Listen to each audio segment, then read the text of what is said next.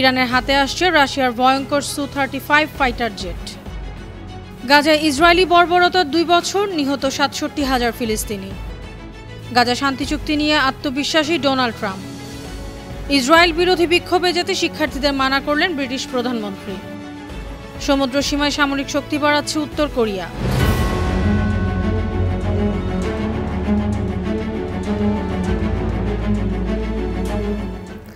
শুনছিলেন সংবাদ শিরোনাম। সবাইকে স্বাগত জানাচ্ছি বিশ্বজুড়ে প্রতিদিনে বিশ্বের বিভিন্ন প্রান্তের সবশেষ তথ্য জানাতে আপনাদের সঙ্গে আছি আমি অনন্যা চৈতি।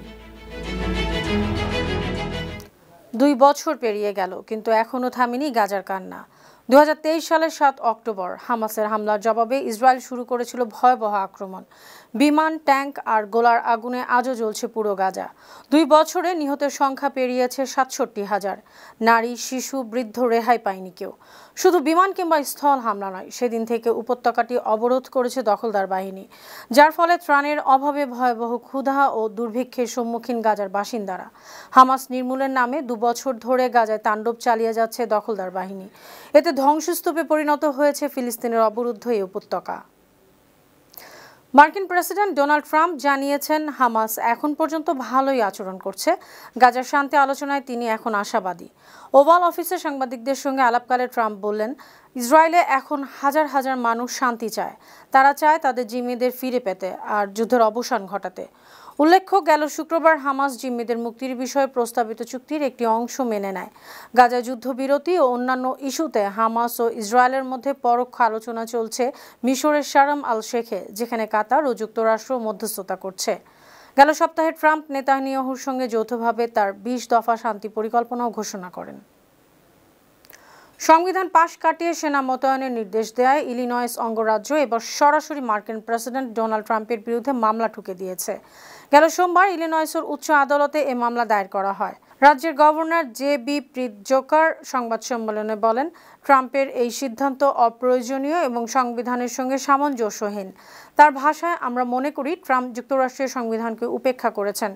ইলিনয়েস বরাবরই ডেমোক্রেটিক পার্টির শক্তিশালী অবস্থান, আর তাদের অভিযোগ ট্রাম্প ইচ্ছে করেই এ রাজ্যে সেনা পাঠিয়েছেন রাজনৈতিক প্রতিপক্ষকে ভয় দেখাতে। গেল সপ্তাহে প্রেসিডেন্ট ট্রাম্প নির্দেশ দেন ইলিনয়েসে মার্কিন সেনাবাহিনীর ন্যাশনাল গার্ড শাখার 300 সদস্য মোতায়েনের। পরে টেক্সাস থেকে আরও 400 সেনা পাঠানোর নির্দেশ আসে। এই পদক্ষেপে দেশ জুড়ে শুরু হয় তীব্র বিতর্ক।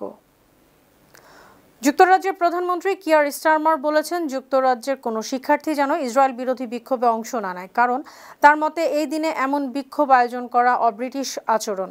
স্টারমার ইঙ্গিত দিয়েছেন, অতীতে অনেকেই 7 অক্টোবরের ঘটনাকে নোংরা অজুহাত হিসেবে ব্যবহার করে ব্রিটিশ ইহুদিদের উপর হামলা চালিয়েছিল। তাই এই দিনটিতে বিক্ষোভ মানে সেই পুরনো ক্ষতকে আবারও উস্কে দেয়া। ব্রিটিশ প্রধানমন্ত্রীর এই মন্তব্য প্রকাশ পেয়েছে মঙ্গলবার এক নিবন্ধে। আর সেই লেখার পরপরই বিশ্ববিদ্যালয় ক্যাম্পাসগুলোতে শুরু হয়েছে আলোচনা, তর্ক আর বিভাজন। লন্ডনের কয়েকটি কলেজের শিক্ষার্থীরা ইতিমধ্যে রাজধানীতে যৌথ মিছিলের প্রস্তুতি নিচ্ছিলেন। তাদের লক্ষ্য ছিল গাজায় চলমান ইসরায়েলি হামলার বিরুদ্ধে প্রতিবাদ জানানো। কিন্তু এখন স্টারমারের এই বিরত থাকার আহ্বান যেন সেই পরিকল্পনায় বড় এক ধাক্কা দিয়েছে। উত্তর কোরিয়ার সর্বোচ্চ নেতা কিম জং উন স্বচক্ষে দেখলেন তাদের নতুন 5,000 টনের যুদ্ধ জাহাজ, আর সেই সঙ্গে জানালেন সমুদ্র সীমায় প্রতিরক্ষা হবে আরও শক্তিশালী। গেল রোববার উত্তর কোরিয়ার রাষ্ট্রীয় গণমাধ্যম জানায়, চো হিউন নামের এক বিশাল ডেস্ট্রয়ার পরিদর্শনে গিয়েছিলেন কিম। পরিদর্শন শেষে কিম জং উন স্পষ্টভাবে বলেন, শত্রুর উস্কানি যে দিক থেকেই আসুক, নৌবাহিনীকে প্রস্তুত থাকতে হবে। ক্ষমতাসীন ওয়ার্কার্স পার্টি জাতীয় অধিকারের মূল রক্ষার্থে নৌবাহিনী সামগ্রিকভাবে সম্প্রসারণ এবং সক্ষমতা বৃদ্ধির জন্য এক মুহূর্ত থেমে থাকবে না। আগামী 2026 সালের 10 অক্টোবরের মধ্যে উত্তর কোরিয়া আরও 5,000 টনের ডেস্ট্রয়ার তৈরির পরিকল্পনা করছে। ইরানের হাতে আসছে রাশিয়ার অত্যাধুনিক যুদ্ধবিমান সু-35। এই চুক্তি শুধু সামরিক নয়, বরং পুরো অঞ্চলে শক্তির ভারসাম্য বদলে দিতে পারে। সাম্প্রতিক ফাঁস হওয়া এক রুশ নথিতে জানা গেছে, 6 বিলিয়ন ইউরো মূল্যের 48টি সু-35 ফাইটার জেট বিক্রির চুক্তি করেছে মস্কো। নথিতে ইরানকে গ্রাহক কোড 364 নামে উল্লেখ করা হয়েছে। রাশিয়ার এই সু-35 হল কিংবদন্তি সু-27 ফ্ল্যাঙ্কারের আধুনিক সংস্করণ, দ্রুত, শক্তিশালী আর আকাশে একসঙ্গে একাধিক লক্ষ্যবস্তুতে আঘাত হানতে সক্ষম। এটি আকাশে আধিপত্য বিস্তার ও স্থল আক্রমণ দুই ক্ষেত্রেই ভয়ঙ্কর কার্যকর। 2026 থেকে 2028 সালের মধ্যে ইরানের হাতে পৌঁছাতে পারে এসব ফাইটার জেট। বিশ্লেষকরা বলছেন, যদি সময় মতো বিমানগুলো আসে তবে 2027 সালে ইরান গঠন করতে পারবে পূর্ণাঙ্গ স্কোয়াড্রন, আর সেটি হবে ইসরায়েলের জন্য এক নতুন দুঃস্বপ্ন।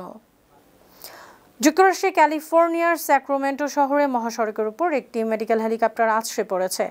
ঘটনায় হেলিকপ্টারে থাকা 3 জনই গুরুতর আহত হয়েছেন। ঘটনা ঘটেছে রোববার স্থানীয় সময় সন্ধ্যা 7টার দিকে। হাইওয়ে 50-এর অন্তর্গত 59 নম্বর সড়কে হেলিকপ্টারটি নিয়ন্ত্রণ হারিয়ে সড়কে পড়ে যায়। ঘটনাস্থলে পৌঁছানো স্যাক্রামেন্টো ফায়ার সার্ভিসের ক্যাপ্টেন জাস্টিন সিলভিয়া জানিয়েছেন, বিধ্বস্ত হেলিকপ্টারটি মার্কিন মেডিকেল পরিবহন কোম্পানির রিচের মালিকানাধীন। দুর্ঘটনার সময় হেলিকপ্টারে ছিলেন পাইলট, এক ফ্লাইট নার্স এবং এক প্যারামেডিক, তবে কোনো রোগী সেখানে উপস্থিত ছিলেন না।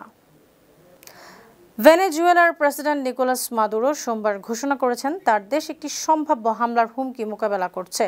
এই হামলার পরিকল্পনায় যুক্ত আছে একটি সন্ত্রাসী দল যারা কারাকাসে মার্কিন দূতাবাসে আক্রমণ চালাতে পারে। মাদুরো জানিয়েছেন, তার সরকার ইতিমধ্যেই যুক্তরাষ্ট্রকে এই তথ্য জানিয়েছে এবং দূতাবাসের নিরাপত্তা জোরদার করা হয়েছে।